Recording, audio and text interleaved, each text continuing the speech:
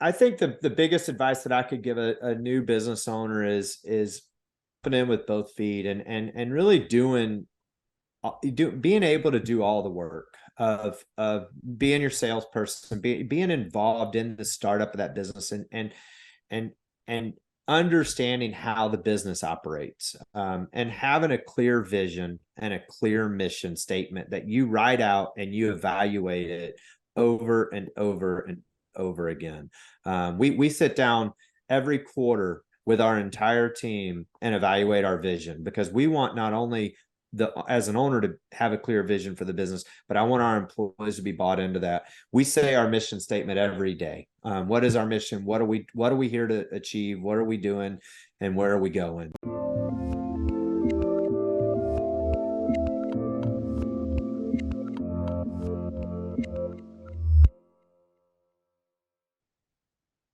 Hey everyone, this is Devin Miller here with another episode of The Inventive Journey. I'm your host, Devin Miller, the serial entrepreneur that's grown several startups into 7- and 8-figure businesses, as well as a founder and CEO of Miller IP Law, where he helps startups and small businesses with their patents and trademarks. You ever need help with yours, just go to strategymeeting.com, grab some time with us to chat, and we're always here to help. Now, today we've got another great guest on the podcast, Jeff Maine. And Jeff started this journey graduating high school in the 90s. And then during that period of time, mowed lawns, both during high school and college. Always loved working for himself. And so had some jobs with some other, and then also had some jobs with some other businesses as he went along his journey. And before his dad convinced him to start his own business. So graduated from college, moved home, started a payment processing business, went through a few different iterations of that business. And then 3 years ago, started the business that he's at today. So with that much as an introduction, welcome on the podcast, Jeff. Thank you so much, Devin. Looking forward to it. Absolutely excited to have you on. So with that, I just gave a quick run through to a much longer journey, but tell us a little bit about how your journey got started in graduating high school in the 90s while mowing lawns. Yeah, I was just always as a child and growing up in high school looking for a way to make a buck, and started mowing the lawn across the street from our house. Was an older couple, still today friends with them, and been a part of their lives, and for mowed their grass for 10 plus years. That was one of those lawns that even after the lawn business, I'd still go back and mow their grass. But we started that little mowing business, and got with my best friend in high school and started cutting more lawns, and ended up having 50 accounts that we took care of through high school, and we're doing too well to not do it in college. So we both went to colleges that were in driving distance back to home. And we'd take our classes early in the morning and come home and cut grass. And I give that a lot of the reason why I turned out to be who I am, of dealing with different personalities and working with customers and, upset customers, breaking windows of cars and doors and having to fix that stuff, and tearing up your lawnmowers and having to get them maintained. And, we learned a lot through business and what to do in those situations, and really made us both the men and the entrepreneurs that we are today. No, sounds like it was a great opportunity to learn and to get a lot of experience, and also earn some money along the way. So now, That's right. So you went off to college and studied, graduated, got a degree. What did you get the degree in? So I went to college at St. Louis University, studied finance there, and I did some winter internships at a few different businesses. Monsanto was the big one, and I worked in their HRIT department. Learned PeopleSoft, and that was when I was interviewing for jobs my senior year. That was my big kind of resume builder, if you will. All the big, consulting companies, Arthur Andersen and Ernst and Young, and those companies really liked the fact that I knew that software. And in fact, I was offered jobs at those companies, and still have those offers and those letters, and look back on that sometime. And it was really my dad at that time that said, stay in small business, and you can always go get those corporate America jobs. And he cut me out of that world, which, what a blessing that has been.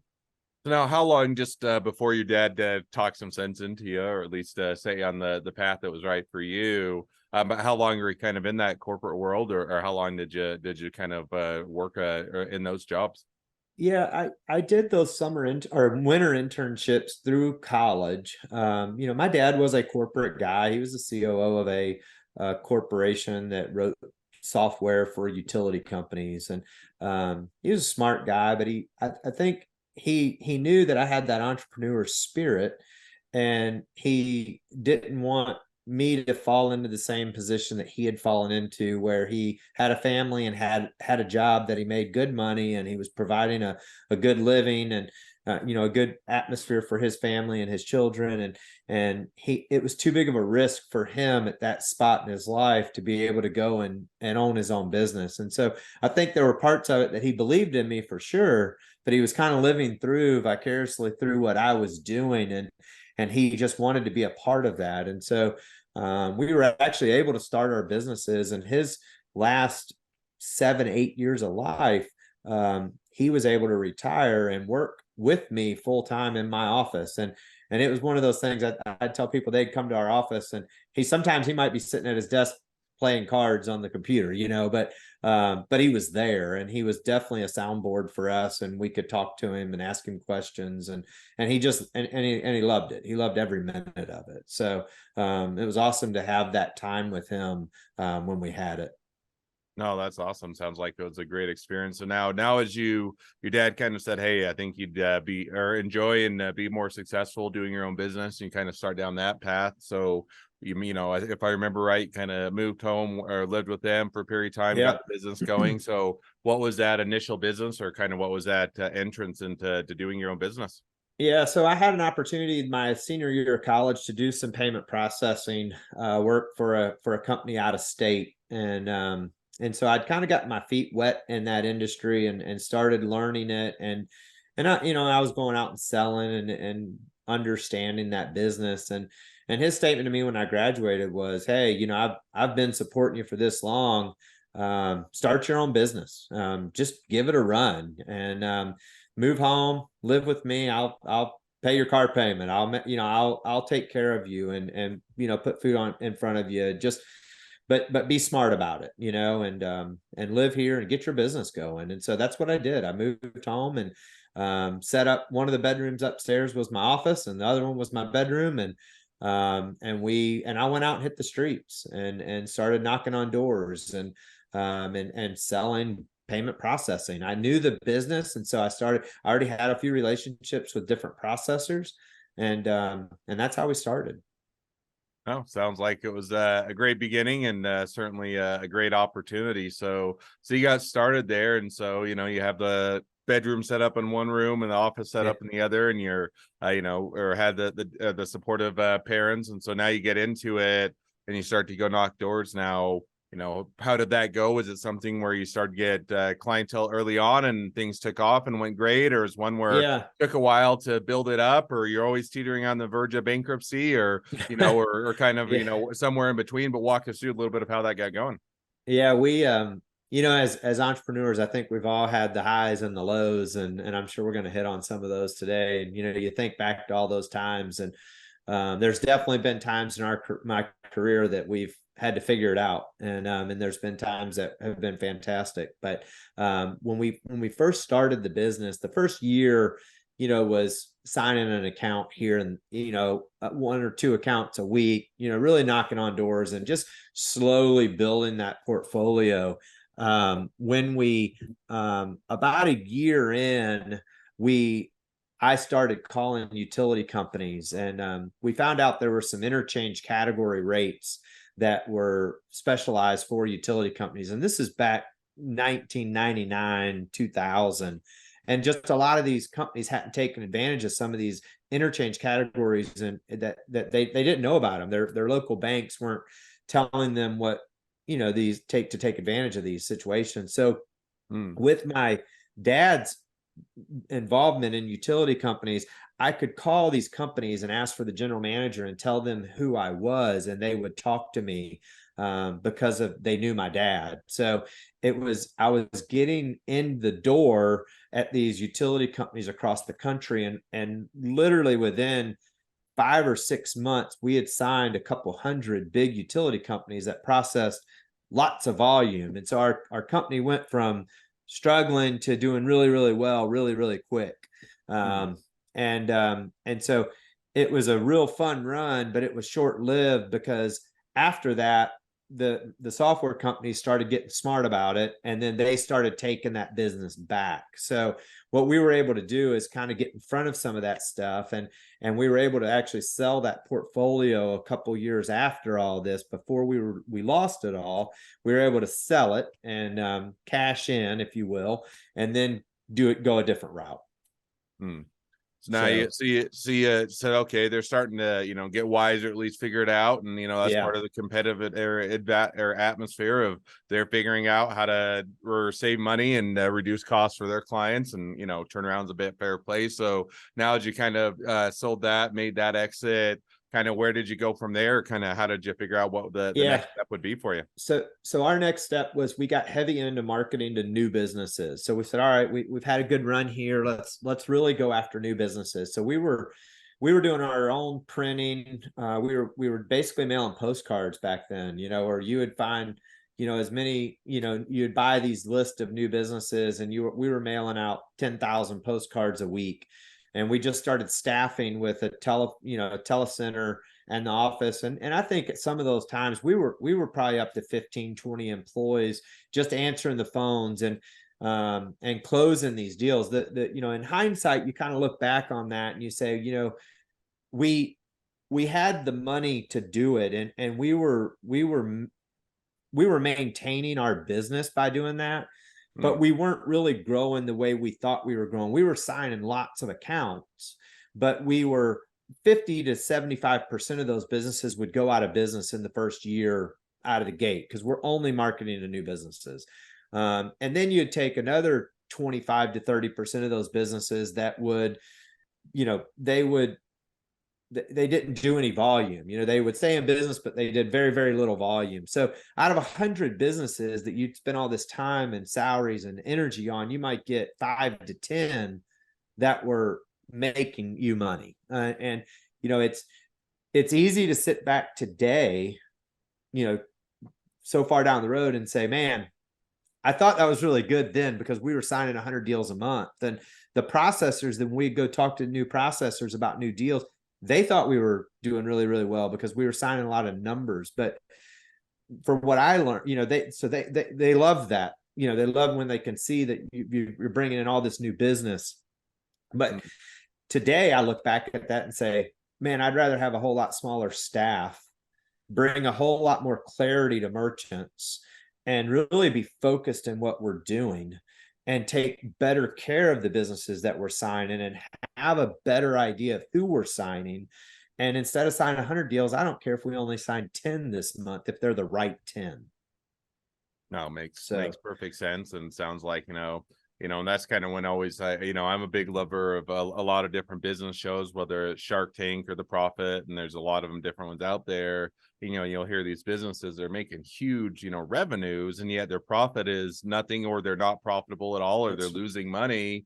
And you're saying, for most people, it's like, well, you made it, you're making all this money. And yet I think yeah, that, to your point, if you're not making a profit off that money, and you're not bringing on the right clients, and it's not lining up with the business, doesn't matter how much revenue you're having in. So it sounds like, that was kind of yeah. a lesson learned along the way. So now so you made that shift to the current business about 3 years ago. And so kind of walk us through how the last 3 years have gone for you. Yeah, so we had a vision, and I was in a partnership at the time. We had kind of transitioned from the call center into a partnership with another company, and we were really heavily focused in one vertical, and we did very well. And then we had a little split that we still own some of that portfolio today, but my vision was I wanted to start a company with a clear mission. And the clear mission is what I was just talking about earlier, which is the first part is just bringing clarity to merchants. There's so many business owners out there that accept credit card payments that do not understand why they pay the fees they pay. They don't understand how they should be taking credit cards. They don't understand better ways to take credit cards. They don't understand if they want to eliminate their fees, if they can or and they cannot, and if they are eliminating their fees, are they doing it the proper way, the ways that Visa, MasterCard have come out and said they can do them. And so we wanted to really hone in on a lot of clarity to our merchants. We want them to know us, and we want to know them. And really be a partner in their business, and help them, and do things above and beyond what other companies do. And the other part of our mission is bringing charity to our community. It was something that we wanted in the DNA from the very beginning of our business, of who we are, and that's who we are, and that's what we do. And so we take 10% of all revenue that comes into our business, it shaves into a charity account, and we give that back to charity local organizations. And a lot of our businesses that have organizations that are important to them, we support those organizations through their payments. And so business owners can say every time a person walks in and pays with a credit card, that there's a portion of that money that is going back into a local organization, because those customers are doing business at that business location. So sounds awesome. Sounds like it's been a great journey, and a lot of awesome opportunities to serve a lot of different businesses and to grow alongside of them. So, well, now as we've kind of reached the present day of your journey, always like to wrap up each episode with the same two questions. So we're going to jump to those now. So the first question I always like to ask is, along your journey, what was the worst business decision you ever made? And what'd you learn from it? I've been thinking a lot about the worst business decision. There's been a lot of bad business decisions that we all make, and we all try to learn from them. I think the worst decision we've made is just taking our eye off of the ball and getting sidetracked on different endeavors. And one of them, we got heavily involved in an ACH company and took our eye off of the credit card company for a while, and that turned out to be, years and years and years later, a decent investment for us. But when we initially did it, it took our eye off of our current business, which put us in, and we were investing a lot of money, and we weren't doing what we knew how to do. We were learning a new business and learning how to do it and hiring developers, and we were spending a lot of money instead of focusing on where we were making money, which put us in a really bad position. It caught up to us, and we had to learn that, hey, and my business coach talks to me about this all the time. He calls it the red ball syndrome, of watching that red ball go by, and it's easy to go chase it because it looks good. And all of us entrepreneurs are very easily caught by that red ball, because it's who we are. We're always thinking about opportunities and building something and going after it. But I think the biggest lesson that I've learned in business is doing what I do best, and knowing what I do, and having a clear vision for the business and for me personally, and following that vision, and continuing to do it, and not getting off track. Yeah, and I think that that's always easier said than done, because as you're a new business, there's a balance between, hey, we've got new opportunities, or we see this potential gap in the marketplace, or we have this idea for a new feature, maybe it's different or innovative or changing. Sometimes those are great opportunities, and sometimes it's worthwhile to pursue, and yet other times it's those that, hey, it distracts us from our core competency and what generates revenue and what makes sense. And so finding that balance is always an opportunity to make mistakes but also learn from them. So it sounds like a great mistake to learn from. Absolutely. Second question now that I like to ask is, so now if you're talking to somebody that's just getting into a startup or a small business, what would be the one piece of advice you'd give them? Yeah, so I think the biggest advice that I could give a new business owner is put in with both feet, and really doing being able to do all the work of being your salesperson, being involved in the startup of that business, and understanding how the business operates, and having a clear vision and a clear mission statement that you write out and you evaluate it over and over again. We sit down every quarter with our entire team and evaluate our vision, because we want not only as an owner have a clear vision for the business, but I want our employees to be bought into that. We say our mission statement every day. What is our mission? What are we here achieve? What are we doing? And where are we going? And that vision and vision changes, right? Because things change. Opportunities that approach your business can change your vision. So don't be afraid to change the vision, but share the vision and let everybody know the vision so that everybody's on that same team and moving that company forward in the right direction. No, I think that's definitely a great piece of advice and a great takeaway. So, well, now as we wrap up the episode, if people want to reach out to you, they want to be a customer, they want to be a client, they want to be an employee, they want to be an investor, they want to be your next best friend, any or all of the above, what's the best way to reach out to you, contact you, find out more? Yeah, absolutely. We'd love to talk to you. Obviously, our website, www.payproudly.com. Proudly, right? That's our name because we want business owners to be proud about their payments. So that's how we came up with Pay Proudly. Feel free to email me. You can email jeff@payproudly.com. And we will absolutely get back with you. I've got a Calendly link out there that I can send you and get on my calendar, and would love to have a conversation about your payments or questions that you have about what you're doing. We have a free consultative approach to any merchant that just has questions. We will bring you clarity. We will do proposals. We'll do whatever you need us to do with no strings attached. And if we earn your business, great. And if we don't, that's okay too. Awesome. Well, I definitely encourage people to reach out, support a great business. If nothing else, make a new best friend. So with that, thank you again, Jeff, for coming on the podcast. It's been it's been a pleasure. Now, for all the listeners that are out there, if you have your own journey to share and you'd like to be a guest on the podcast, we'd love to have you. So just go to inventiveguest.com, apply to be on the show. A couple more things as listeners, make sure to click share, subscribe, leave us a review. Helps us to reach even more startups and small businesses to help them along their journey to success. And on that note, if you ever need help with your business, with patents, trademarks, or anything else, your startup, your small business, just go to strategymeeting.com, grab some time with us to chat, and we're always here to help. Well, thank you again, Jeff, for coming on the podcast, and wish the next leg of your journey. Thank you so much for having me. Yep, and wish the next leg of your journey even better than the last.